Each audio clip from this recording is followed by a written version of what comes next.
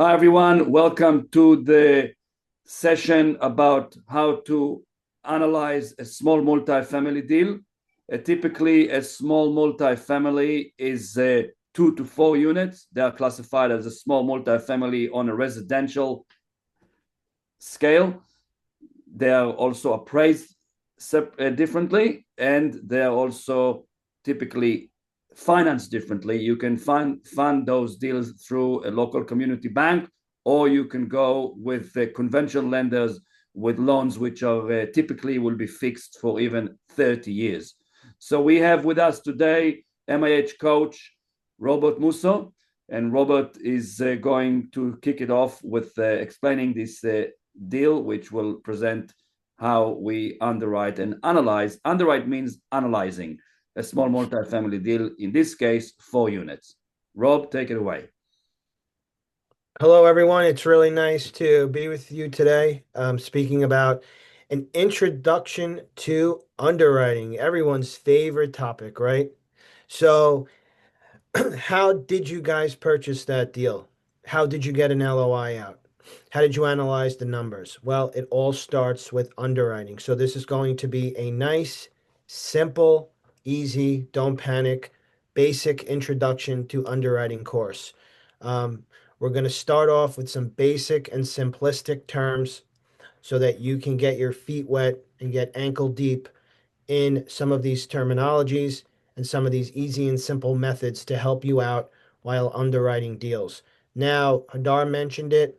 These are for smaller multifamily deals, which are very different than the larger ones. So anything under 5 units gets appraised differently and underwritten differently by most lenders out there. So let's start off with our fictitious property, Main Street Apartments, 123 Main Street. It's going to be 4 units. Okay. This is a nice property for the beginner to get into as well. That 2 to 4 unit is a nice stepping stone for beginners. But quite honestly, not everyone, no matter how senior level you are, wants to purchase large deals. So, there's going to be an opportunity for you to always purchase small multifamily no matter what. So let's talk about it. Let's break it down. 4 units, as we mentioned. This is the property overview tab where a lot of your main inputs are implemented. We have the purchase price. This is the price that you pay for the property. And in this case, it's 212,500. Then you have closing costs. These are the total fees and expenses paid at closing.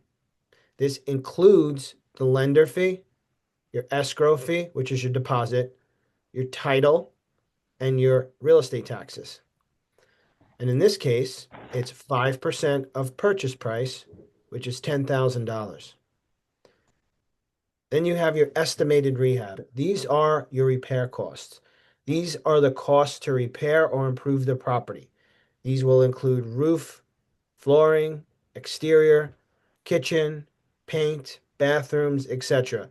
Anything and everything that you think you need to rehabilitate the property inside and out should be included in this estimate.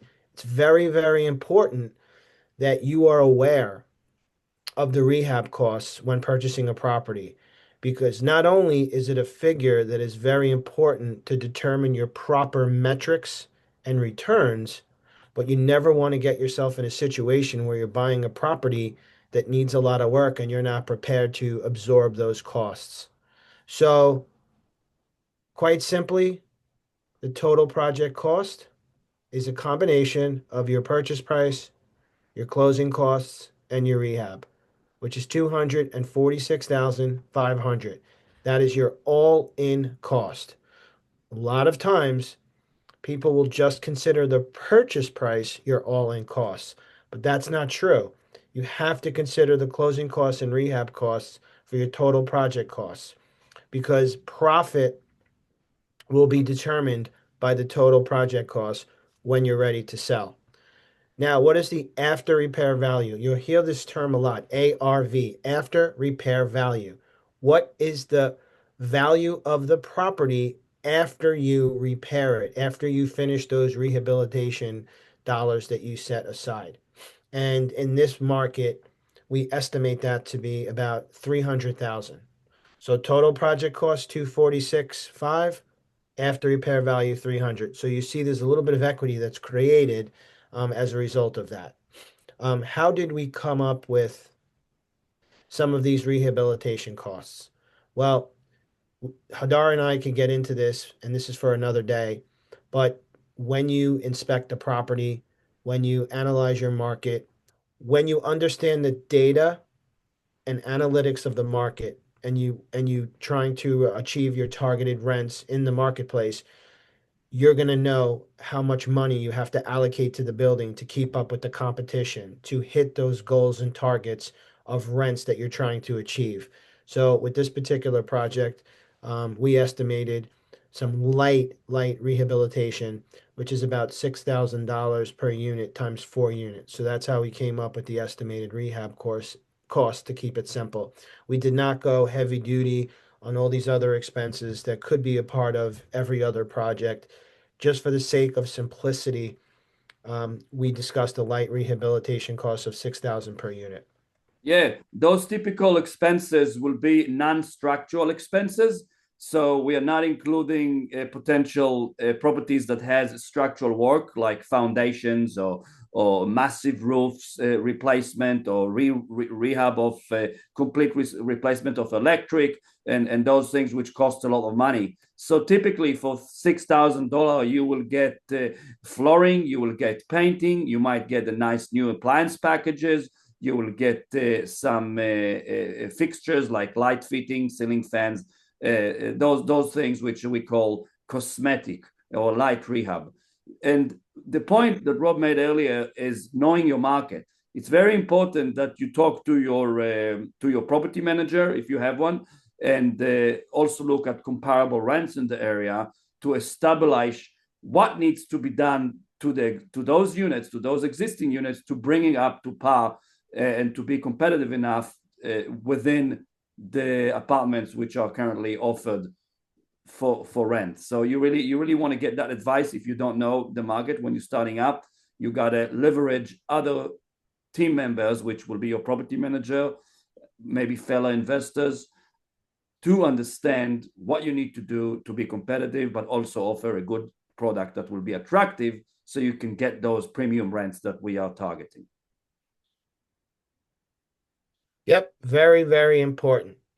And when you are thinking about the rehabilitation for your property, spending a lot of money on every unit to get it to a luxury status is not always the right move. It could hurt you in the long run. You could lose money on the project as a result of that. The market may not need those rehabilitations. So, as Hadar said, and as I repeated earlier, know your market. It's also equally as important to not make the mistake of putting very little money into your property if the market doesn't tell you otherwise. So, every single asset, every market will be different. So make sure you know the asset, you know the market, and you utilize your broker, you utilize your property manager, as well as data that's available for every consumer now at your fingertips so that you know the competition and you'll know where you need to place your, how you need to allocate your capital expenditures and rehabilitation costs. A mistake, if you like, that we see a lot of beginner investors do is called overcapitalizing. And that's exactly what Rob just mentioned. Overcapitalizing is spending money or too much money on a property without getting enough return which justify the expense for it. So that's very, very important to get the right advice. And you don't want to overcapitalize because that's money that is not well spent. You want to make sure that you're getting a big bang for your buck when you're spending the money in the right places. So let's go over the per door summary. You have 4 units. Price per unit all in is 53,125. Your rent per unit right now, the rents in place are $700 per unit. How are we locating those rents? This is an important topic, very simple one as well. Whenever you're reviewing a property, you're asking your real estate broker or the seller or the property manager to provide you with what is called a rent roll.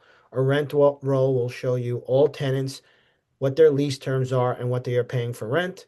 Another backup is asking for leases. So that will verify the rents per unit. Your total rent monthly is obviously $700 times 4 units. And then your rent per unit on an annual basis is also simple math based on a 12-month calendar year. Okay, next tab. Tab number 2 of 7. We're talking about income right now. Quite simply, each unit is paying you rent every month. This tab allows you to put in whatever rents every single unit is paying. In this case, every unit is paying $700 rent, but you might have one unit paying a higher or lower rent throughout the entire building.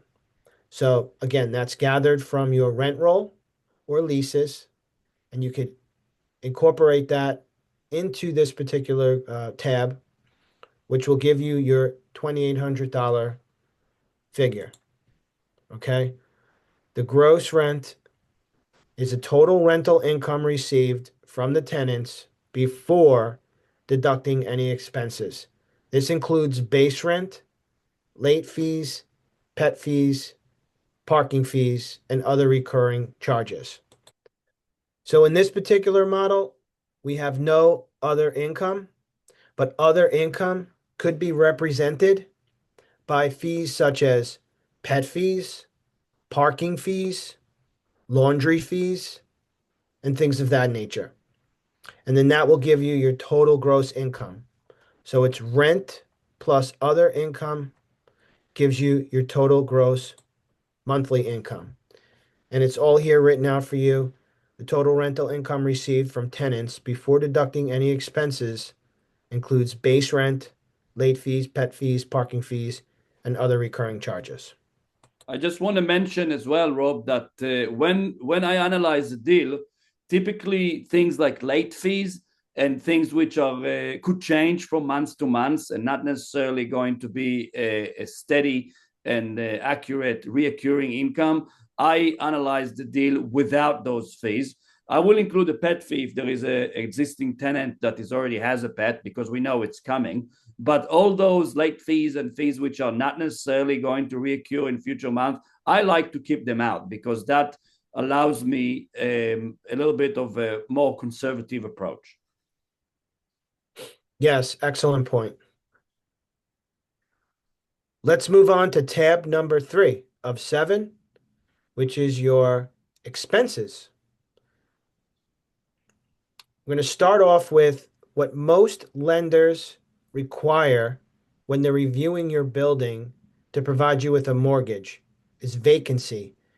Even if you're looking at a building that is 100% occupied, which means that all 4 units are leased up and everyone is paying rent, you still should incorporate a 5% vacancy.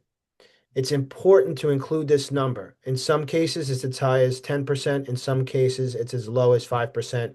I would say rule of thumb is 5% vacancy. This is how you should underwrite your deals to prepare yourself for any unexpected vacancies or delinquencies while you are running the building. Okay. Second tab, I'm sorry, the second row is your repair and maintenance costs. These are ongoing costs for routine upkeep and minor fixes needed to keep a property in good working condition. Typical repair costs range from 5 to 15% of gross monthly rent. Actual costs vary based on property age, condition, and location. There are some buildings that you're going to buy that are brand new, and they might need less repair and maintenance. There are some buildings that might require more repair and maintenance because they're older and plumbing and electric and HVAC and things of that nature are affected differently than the newer buildings. So, rule of thumb, and to play it safe and conservative, we like to recommend between 5 and 10%, regardless of what the current owner is providing you. Always still conservatively underwrite the deal at around 10%. Owners could provide you with information that is going to show you repair and maintenance lower. But a lot of these repair and maintenance charges are variable costs. Okay. They fluctuate on an annual basis. You never know what to expect. So prepare for the worst, but always prepare for the worst. And so we highly recommend 5 to 10%. Absolutely. When you're doing the inspection as part of your due diligence before you purchase the property, you do want to go and with your building inspector and perhaps with an HVAC specialist as well. You want to inspect the big items like the HVAC system, the roofs, the foundations, just in case, because those big ticket items, they are not recorded as repair and maintenance. They are more like capital expenditure. But specifically, I want to touch on HVACs because nowadays a unit could cost you a minimum of $5,000 to replace. So this is something that you will better off be if you are checking them out from the front end when you inspect the property before you buy it, so you know how much money you need to allocate for potential replacement on that. And that's more falls into the next category, which is the capital expenditure category. So the repair and maintenance, it's more like an ongoing maintenance and repair of the properties. It's only of the units. It's also something that typically we see when we are turning a unit, when a tenant moves out, and then before a tenant or a new tenant moves in, we need to fill up some holes in the walls, maybe replace a door, maybe replace a lock, maybe replace a broken a blind, window blind, and so on and so forth. Those things all add up, but typically they're not a big item things to repair or to replace. Yeah, that was a perfect segue. Repair and maintenance is a separate line item from your capital expenditures. And this is one of my personal pet peeves. I get very, very um, intimate with the building during the due diligence period. A lot of my experience in over 100 plus deals has been within the smaller multifamily space that are vintage properties. You know, they're older properties built in the early 1900s, in some cases late 1800s. I've done so many rehabilitations and renovations in these particular buildings over the years. When you go through due diligence, as Hadar previously mentioned, this is your opportunity to dig deep. Okay, you dig deep on every single aspect of this particular building. There's nothing too small, there's nothing too large that you should be missing. So that includes roofing, siding, windows, soffits, fascia, front door, back doors, basements, mechanics, landscaping, anything and everything possible. Of course, plumbing, electric, HVAC. It's all part of your CapEx. So make sure you are extremely prepared and you have the proper partner, proper professional to walk through the building thoroughly, and handle anything and everything to prepare yourself for moving forward with the property, to make sure you're not walking into a trap, to make sure the building is running properly. And if not, these are opportunities for you to budget accordingly, walk away from the deal, or possibly renegotiate the deal if you're paying too much money because of the amount of CapEx needed. Absolutely. We also have the MIH Mastermind Due Diligence Masterclass, which is offered on our website. For MIH member, it's part of the curriculum in the MIH Academy, but the Due Diligence Masterclass covers the 4-stage due diligence, which is the online due diligence, the financial due diligence, the physical due diligence, which is what we're just discussing now, which is the physical inspection of the property, the mechanics, and the legal due diligence. The physical due diligence is very important to actually for the investors to be on site, to walk through the units, to inspect everything. and to have professionals that could attend that inspection, like a property inspection, HVAC company, a roofing contractor, that could give you an estimate of repairs before you commit to the deal. I always like to check as well the gutters and the downpipes to make sure that they are positioned correctly and that they're working properly, because a leaking gutter and downpipes could affect the siding, could affect the foundations, and that's something that you want to know at the front end.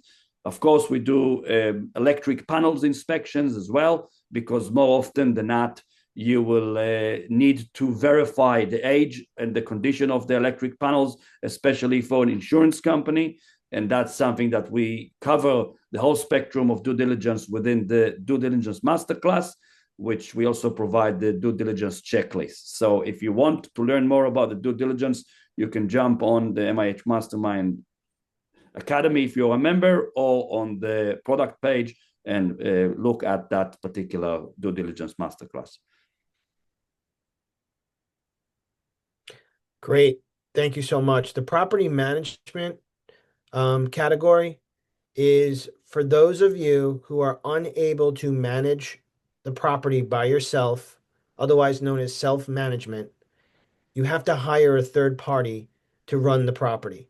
So the costs associated with hiring a property manager to handle the day-to-day operations of the rental property is what this fee is all about.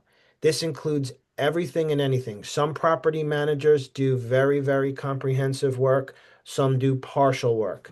But if you get an all-inclusive property manager, they will handle everything from A to Z. That will include management fees to help you with leasing and rentals and legal and maintenance and repairs, reports, tenant collection, evictions, things of that nature.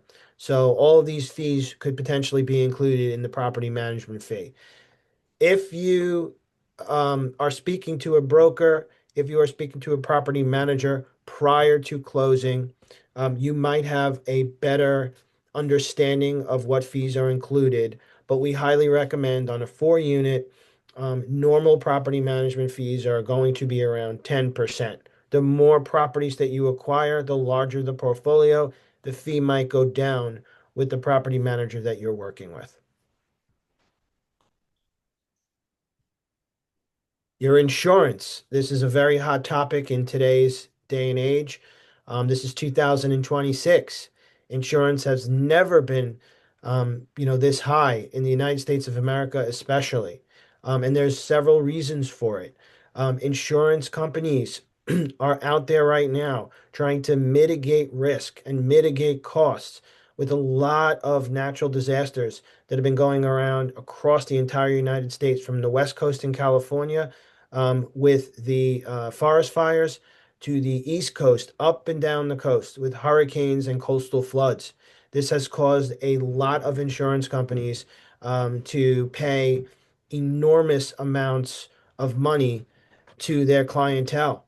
So, in order to protect themselves in the future, over the last 3 years, we've seen skyrocketing pricing go up in the insurance market. In addition, values have gone up, materials have gone up, the cost of labor has gone up. So the replacement cost of a building, let's say, for example, this building burns down to the ground. It's going to cost a lot of money to replace it and build it back up. So for those particular reasons, from natural disasters to tangible items such as supply chain issues, materials, and labor, your insurance costs have gone up significantly. So I highly recommend that all of you take this category very seriously, because I know this might sound crazy, but this one category could make or break a property, and I've seen it happen. So make sure that you understand the cost for insurance to cover and protect all financial losses due to the risks like fire, natural disasters, theft, liability, and tenant-related damages. Get yourself a very good broker to give you quotes on the property. They're going to ask you for a lot of information on the property. A lot of it's public, and they'll probably ask you for some more. But make sure you stay on top of this particular cost. That's a great point, Rob. I want to mention that within the due diligence, I typically ask the seller for a copy of their insurance policy. So that's kind of give me an idea or a benchmark, if you like, to work with to see what they are covered for, how much they are paying right now. But I'm certainly encouraging you to like Rob said, to engage with the local broker that understands the market and to see exactly what will be the insurance cost before you are closing on the deal. Because in places like Florida, the insurance cost has gone up significantly, and more often than not, it could even kill the deal. So you want to make sure that that is the case. And moving to the next line item, it's the same with property taxes. In some states, property taxes will be adjusted significantly higher than what you are currently seeing that the seller is paying, because the property sold for a higher price, and it could also kill the deal. So let's talk about property taxes, Rob. Yeah, that's even more that's an excellent point. And I have firsthand examples because I've owned in New York, Pennsylvania, South Carolina, North Carolina, and the laws are different state to state, city to city. So, for example, if I'm acquiring a 4 unit in Pennsylvania and I see the real estate taxes are $1,000 a year, doesn't matter the purchase price, the taxes stay the same unless there is a regional or county-wide tax reassessment. But that is not the case in a state like South Carolina and North Carolina. The taxes are readjusted, as Hadar mentioned, based on the purchase price. So your seller and your broker may show you $1,000 a year for taxes, but you have to make sure that you're aware that the taxes will get readjusted on your new purchase price. Now, that is easily attainable. It's not shooting in the dark to try to find an answer. What you need to do, tax information is public, but what you can do is also contact the local tax assessment office in that municipality and county. Speak to the tax assessor. You can identify what building by address that you are acquiring, okay? And they can assist you and guide you on how to calculate projected taxes in the future. And it's based on assessment, an assessment value, as well as millage rates. And that lesson is for another day. But my recommendation would be to call the local county tax assessor's office and make sure you have crystal clear information on what is going to occur once you physically buy this particular property at 123 Main Street. Even though the taxes today are showing you X, they will change state to state, city to city. So make sure you're crystal clear on that. Because as Hadar mentioned, insurance and property taxes could make or break a deal if you get these wrong. Your monthly debt service is quite simple. It's going to be your mortgage. Okay. So when you have heavy discussions with one, two, three banks that you're looking at, it may be more. You're going to at one point decide what bank is going to be the best one for you. And the monthly debt service in most cases just consists of principal and interest. And that's what it is in this particular case, which is $980. So that's your monthly debt service. The monthly debt services could change if your loan has a shorter or longer amortization.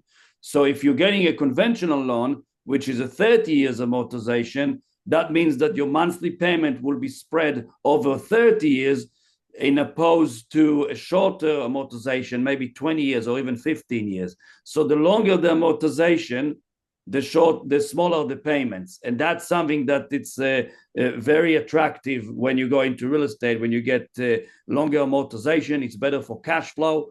And we like that.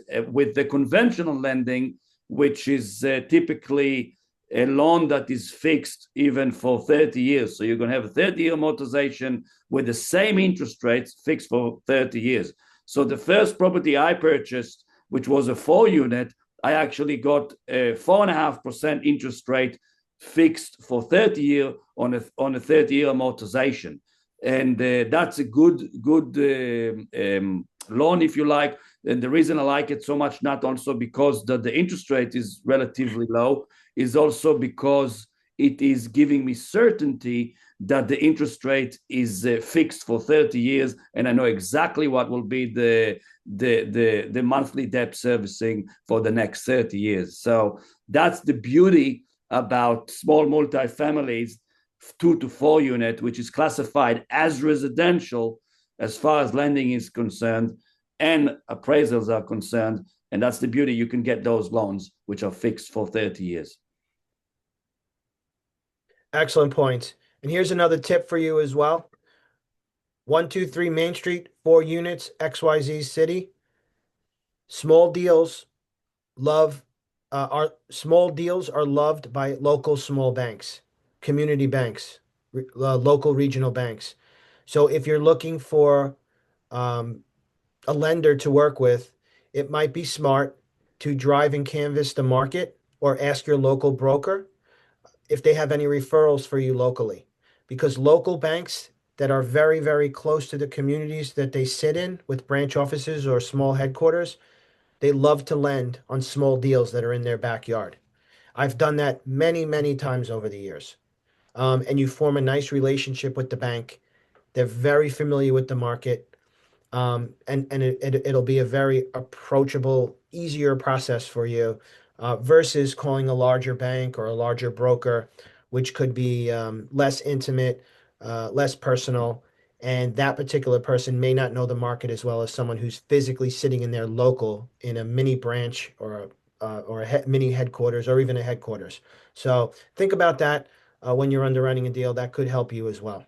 Yes. Also, in the presentation that we had, Rob, that is was leading to this recording, we actually discussed the whole concept of starting investing in real estate with small multifamily deal, which is 2 to 4 unit. And we did mention that one of the strategies that investors could start with, and we have a lot of quite a few members in MIH Mastermind that started with the house hacking strategy. The house hacking strategy means that you are buying this 4 unit and you are living in one of the 4 units and renting 3 units to support the servicing and the loan repayment. So that's something that lenders also like a lot. And having you living in the property and renting 3 other units in case of a 4 units, that's something that could work to your advantage with a local bank. They will support it. They love it. And it's called the house hacking strategy. Yeah, I love it. I'm encouraging my older son to do that right now.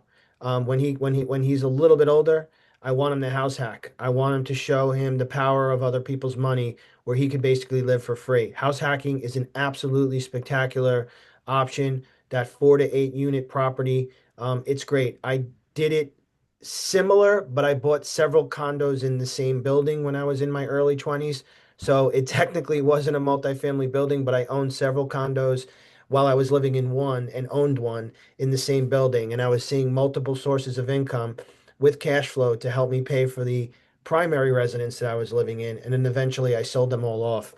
Same thing, whether it's a duplex, whether it's a quad, it is a fantastic strategy that Hadar just mentioned. And it could help you tremendously if you think like that. That's really thinking big. That's thinking long-term wealth. That's thinking smart. So many advantages to that particular strategy. So quite simply, to end it off on tab number 3 of 7, you have your total operating expenses without debt on a monthly basis here, and then you have your your total monthly expenses total inclusive of the monthly debt here at 1832. All right. Moving along to tab number 4 of 7. This is a hyphenated summary of your financing. Okay, so now you meet with Mr. Banker, Mrs. Banker. You decide on terms. You get a term sheet. Okay, in the term sheet, you're going to see a bunch of bank jargon, some legal terms. Eventually, you're going to see a summary like this. This is going to tell you the terms of your loan. Okay? You're buying a property for 212,500, going to have to put down a partial payment. Normally, that's between 20 and 30%. So your down payment is 53,125 in this case. This is the initial payment made towards the purchase. Then you have your actual loan amount, which is the purchase price less the down payment, which equals the loan amount. Now you're borrowing money from the bank. So the interest rate is the percentage that the bank or a lender charges on the borrowed amount of the loan, determining the cost of the money that you're borrowing. And Hadar mentioned in the previous segment your amortization. I know a lot of people hear that term all the time, but do you really know the definition? And that's simply the amount of years of the loan. Okay. The longer the amortization period, as Hadar mentioned, the lower your payments. So you want to try to get a minimum of 25, best case scenario, 30 years, but it's difficult depending on, the income and expenses, your income and global debt coverage service ratios. Um, but in this particular case, we put 25. You will have some banks only offer 20 and nothing else. You'll have some banks offer 25 and nothing else. You'll have other banks that may offer you 25 or 30 years. That's why it's also important to get several bids from several different banks because this isn't a one road highway. Every bank will provide you with slightly different terms, some more favorable, some less favorable, and there are many reasons and factors behind that. Yes. One bank that I dealt with over the years, which was a very conservative bank, and I looked into a deal that was an older vintage. Vintage means when was it built? What age is it? It was an older property. It was a property that was built in the 1950s, for example. And the bank said, listen, the property was built such a long time ago in the 1950s.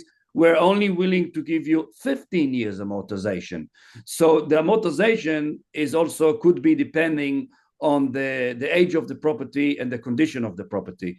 So it's very important to have that conversation up front with the lender because some conservative lenders could potentially offer you a shorter amortization, which will increase the monthly payments of principal and interest, which potentially would affect the deal and the cash flow of the deal and maybe the viability of the deal. So again, I would want to iterate the longer the amortization, the smaller typically the monthly payment because they are spread over a longer period of time. Exactly. And to end this particular segment, your monthly principal and interest is $980. And if I go back to tab number 3, this is where we originally discussed the monthly debt service. And this is how we summarized how you get there. Moving on to tab number 5 of 7, we have your returns tab. Let's start off with NOI, net operating income. I'm sure a lot of you have heard the term NOI, net operating income, but do you know the definition? So NOI is a calculation used to analyze the profitability of income generating real estate investments. NOI equals all revenue from the property minus all necessary operating expenses.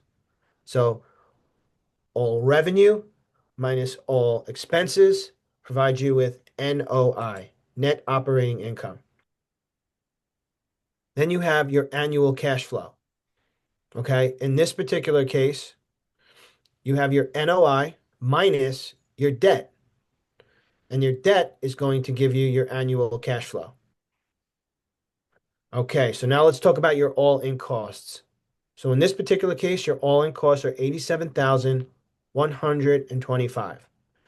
Your all-in costs include your down payment, all of your capital expenditures, and all of your closing costs combined. So that's how we came up with the 87,125.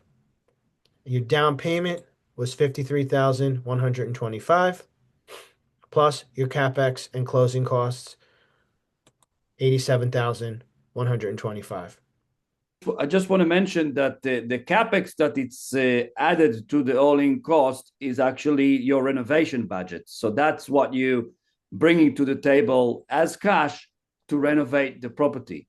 Now there are different loan structures that you can roll it into the loan, but that is depending on the specific lenders you are working with. So if you're working with a community bank, that could be a possible option, and you should ask your mortgage broker or your lender if they can roll into the capex into the purchase price. We're not going to get into the details of it not right now because it's a little bit more complex, but I just wanted to mention it so you can keep that in mind. And if you're able to roll some of the capital expenditure into the loan, that means that your hard-earned cash that you bring to the deal would be lower because some of it will be funded by the lender. Exactly. And now you have your cash on cash return, or COC ROI.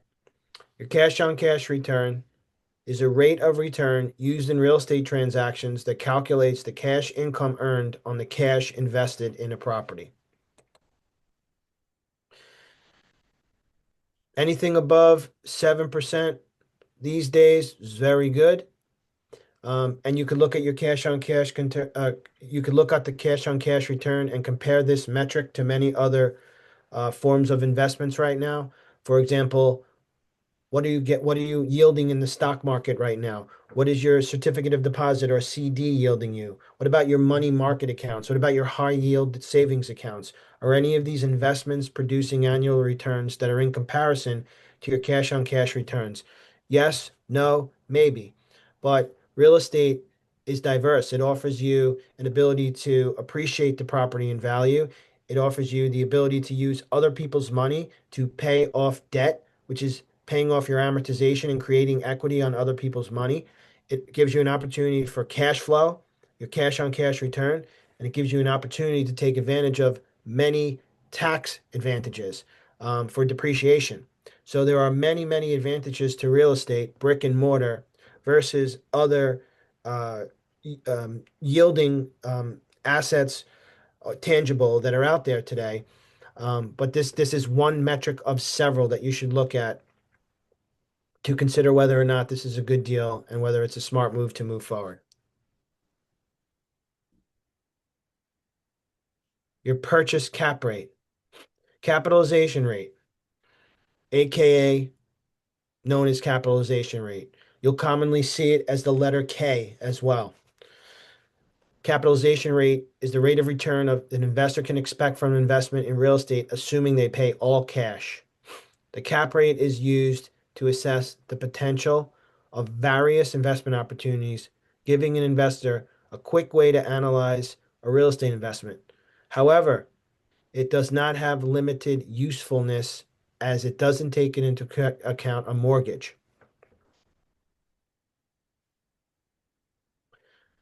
Purchase cap rates. The higher the cap rate, the more risk. The higher the cap rate, the more work. The higher the cap rate could be in a very riskier neighborhood. There's a lot of factors behind that. Okay. Lower the cap rate usually means that you're in a better neighborhood. There's going to possibly be less cash flow. It just depends. This is probably a whole nother lesson that I can go on. I could speak about cap rates for a long time, property to property, how you calculate it. But at this particular point, we just want to give you the simplistic basics on underwriting and not complicate things too much. And Hadar, I don't know if you want to talk about, any other levels within MIH where this information is found, without complicating things for the intro course. Yes, Um, absolutely. In the okay. MIH Academy, within the podcast and videos recommended, under the financing section, we have a video there that explains exactly what is the cap rate. It could be confusing when you see a higher number, but you're actually saying that the value will be lower in opposed to a lower number percentage cap rate and the value will be higher. So when you first put your head around it, it could be confusing, but a premium locations will have a lower capitalization rate, like Rob mentioned. And the higher the cap rate, the more the value, the more challenging the property will be. It's a simple, relatively simple calculation. You just have to run it a few times to make sure you understand it, and then it will be pretty clear. So if you're an MIH Mastermind member, jump into the academy after this session, going to the podcast and videos recommended, going to the financing section, and you will find a session there, a short introduction to cap rates, which explain exactly how they work, and it will be great. Perfect. Um, I can add one little thing here. The cap rate is calculated by the NOI divided by the value of the building, and that's how you calculate a cap rate. If you purchase a cap rate that's a little bit higher than the existing market, it might be an opportunity for you to add value to the building and then sell it at a lower cap rate, where you'll receive a good amount of profit. But again, I don't want to confuse anybody at this particular point. We'll keep it simple. And like Hadar said, there's library to find out further on the details of cap rates. All right, so that wraps up tab number 5 of 7. We're going to go to the refinance and pyramid tab. Okay, so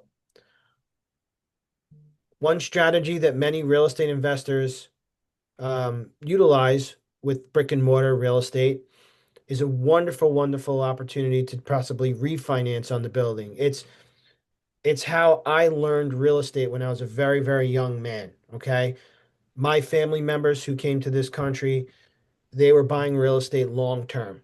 Okay. Their goal was to buy a property, fix it up, get the rents higher, get the expenses under control, see an equity position that has increased in a short amount of time, refinance with that extended equity, pull the money out, hold the property, go buy another one.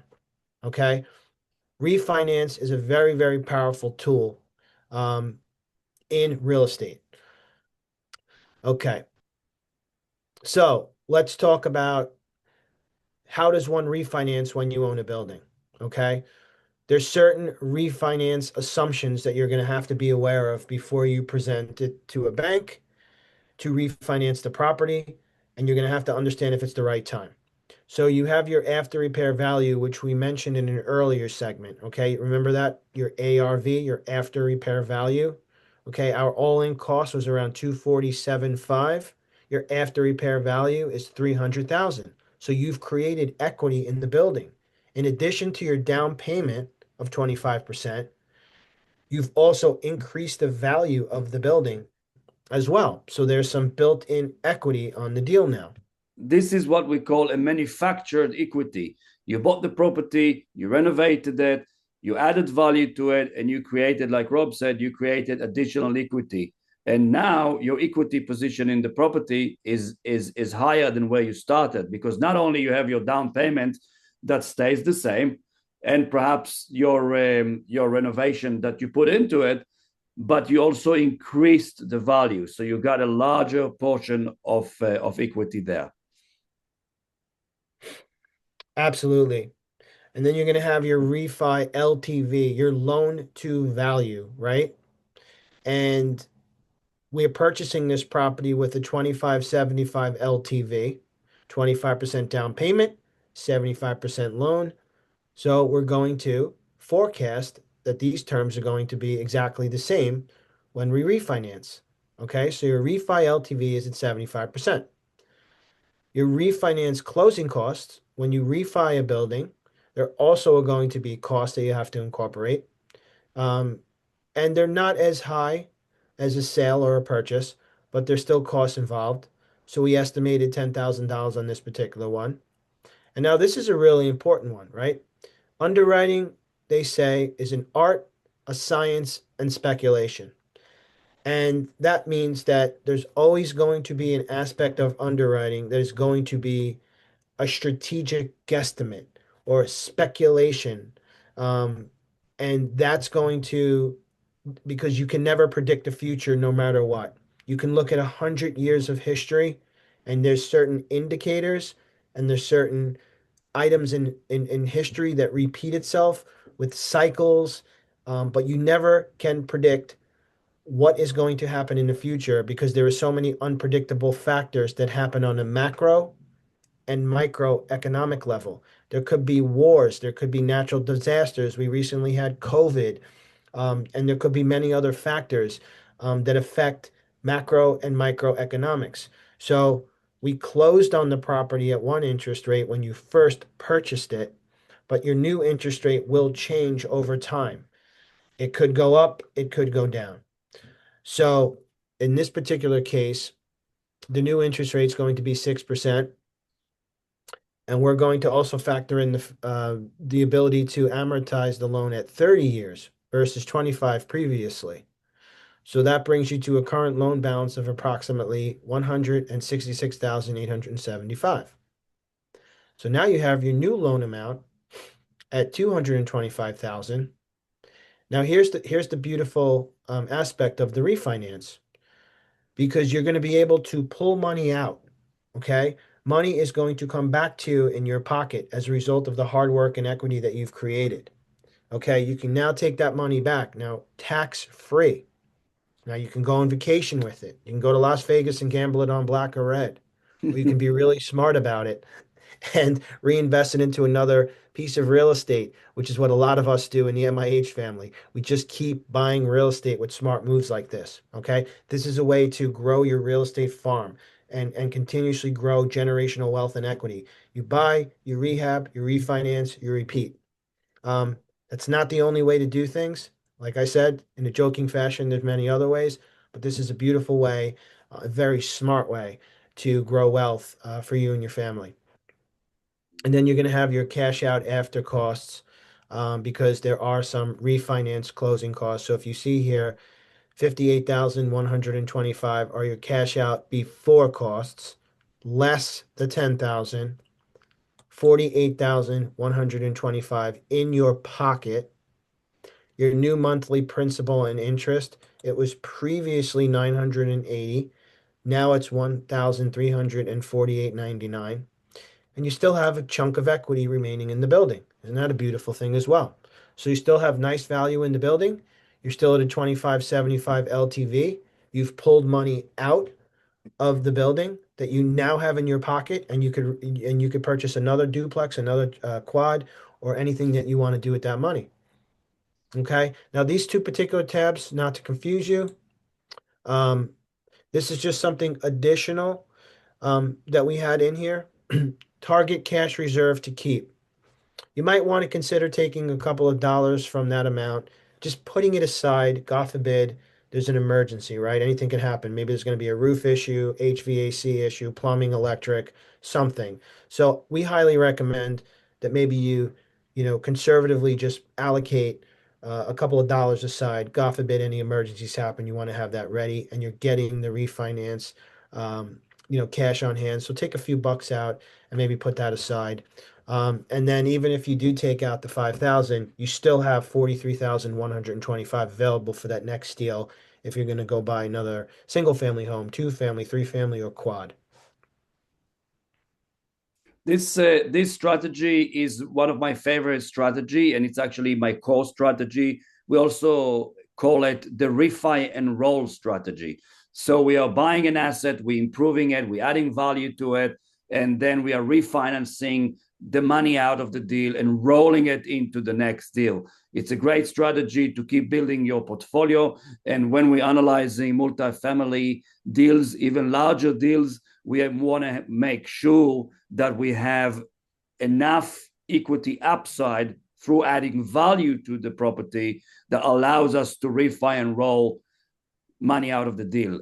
So we also have the underwriting cost, which is more advanced for commercial real estate. And over there, we clearly state that when we analyze deals, we want to make sure that we can refi and roll at least 70% of the money that we put into the deal.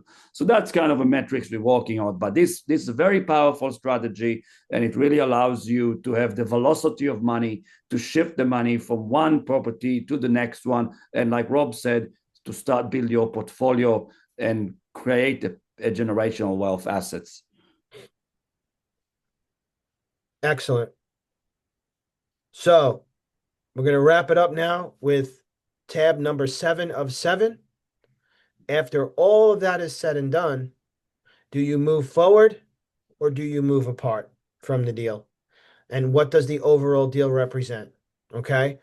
So this is labeled the MIH Mastermind Deal Kill or Proceed dashboard, right? So it basically puts all of your key metrics and decision rules together to see whether or not it passed the test to move forward.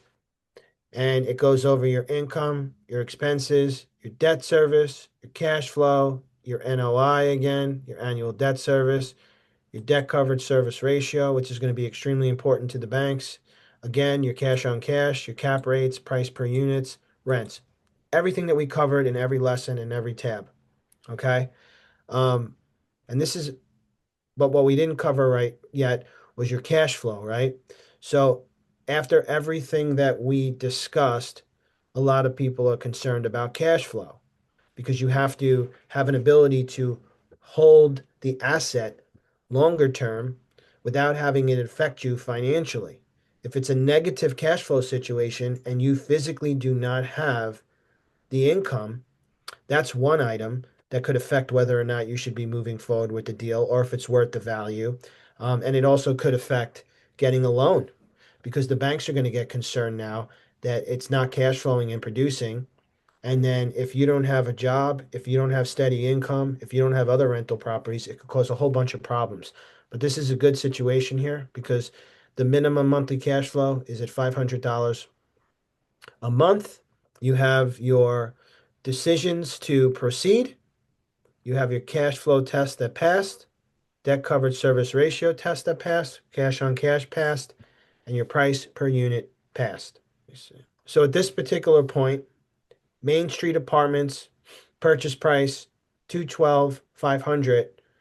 This is your opportunity now to produce an LOI and to which is a letter of intent, and to get this out to your broker or the seller uh, based on your interest to purchase the property because you've now done a very thorough underwriting job and you've put together very detailed financials in this model so that you are prepared now to move forward with the property if you can get this into contract. That's great, Rob.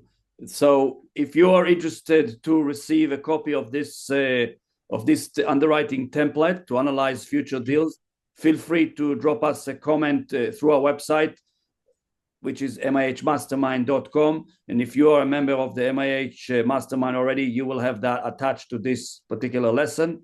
If you have any questions or any comments you want to make because you see this particular video on YouTube, feel free to make a comment below, and we will do our best to answer it. So stay tuned, see you soon, and make it happen.